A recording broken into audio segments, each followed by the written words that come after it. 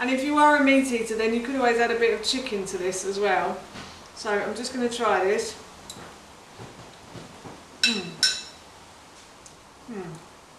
That's delicious. I'm really looking forward to this for my lunch now. Hi everyone, and welcome back to Gigi's Kitchen, and if you are new here then hello and welcome. My name's Alexis, and in today's video I want to share with you how to make my delicious slow cooker Herby Pinto baked beans. As I just mentioned, today I want to share with you how to make my delicious slow cooker Herby Pinto baked beans. This recipe is really easy, and I'm going to be using a slow cooker for this dish as well.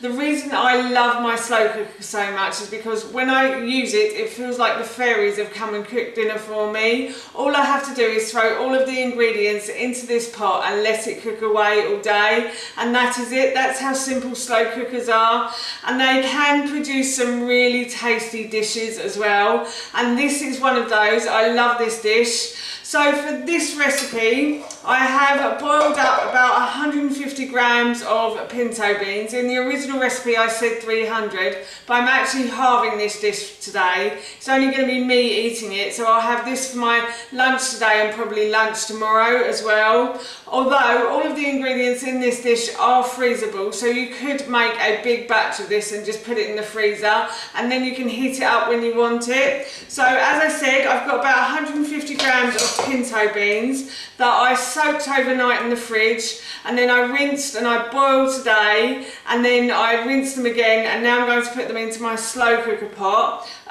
You can use tinned beans for this as well if you want to. I much prefer using something like this though.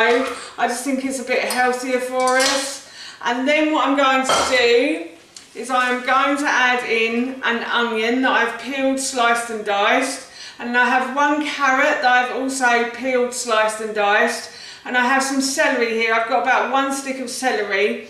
I've also included the leaves as well because it was the end of the celery, but you don't need to do that. If you haven't got to the end of the celery, don't worry too much about it. So I've got some leaves in here as well. So I've probably got about one stick of celery.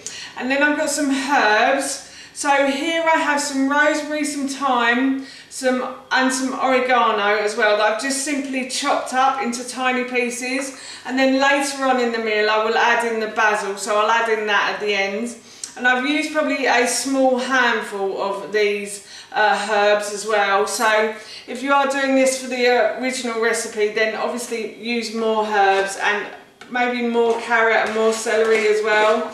I am using a whole onion, but I do love onions, so that's why I'm using a whole onion today. And then I'm also going to, so I'm just going to add these into the base of the slow cooker pot, like so, and then I'm just going to put the herbs in as well.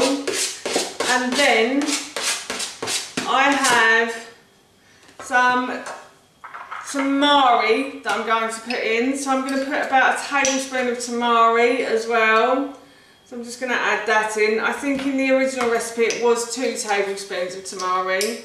And then I'm also going to add in about a tablespoon of tomato puree as well to that.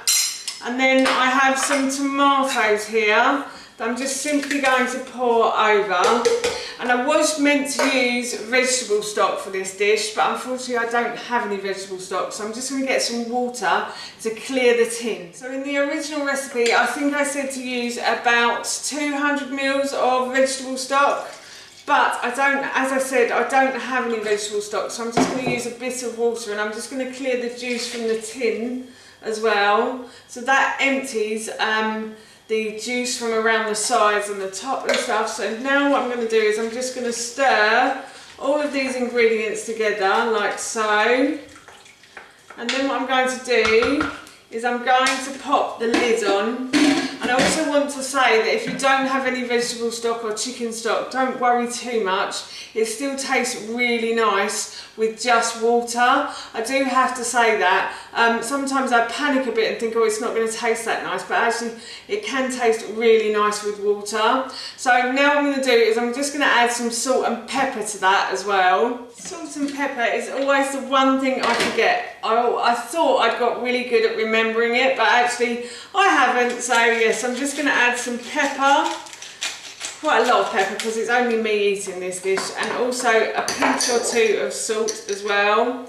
As I said, the water, you don't think it's probably going to taste that nice, but because of the herbs and all the vegetables you've got in there, it does really taste quite nice, I have to say. So I'm just again going to stir those ingredients in, and now I'm definitely going to put my lid on my pot like so, and I'm going to turn this on to high for 3 to 4 hours, or you can put it on low for 5 to 6. And hopefully when I come back, everything will be cooked in here, and then all I have to do is cook off some rice, and that will be my lunch done. The pinto baked beans have finished cooking. I'm going to turn the slow cooker off, and I'm going to add my basil in. I've got a few leaves of basil to add to that. I'm just going to let those wilt down, and then I'm going to serve some of this, and I will try it and let you know how it tastes, but I'm sure it's going to be delicious. Beans have finished cooking, and I thought I'd share with you what this tastes like because it smells so good, I can't wait. So I'm just going to have a few of the beans and a little bit of the rice. So I boiled some rice with this, but you could make this with a jacket potato or a sweet jacket potato. You could also make this with quinoa as well if you wanted to, or couscous.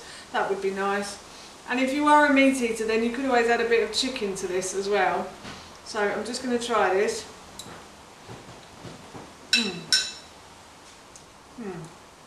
That's delicious. I'm really looking forward to this for my lunch now. That's how you make my delicious slow cooker Herby Pinto baked beans, and that recipe I will link in the description box below for you. As I mentioned earlier, I'm going to be having these for my lunch today, and they smell and tasted so good, I can't wait. So for now, that's it from me. Thank you so much for watching. Please feel free to give me a big thumbs up if you enjoyed this video, and please feel free to leave any comments below. And please don't forget to hit that subscribe button. See you all soon. Bye.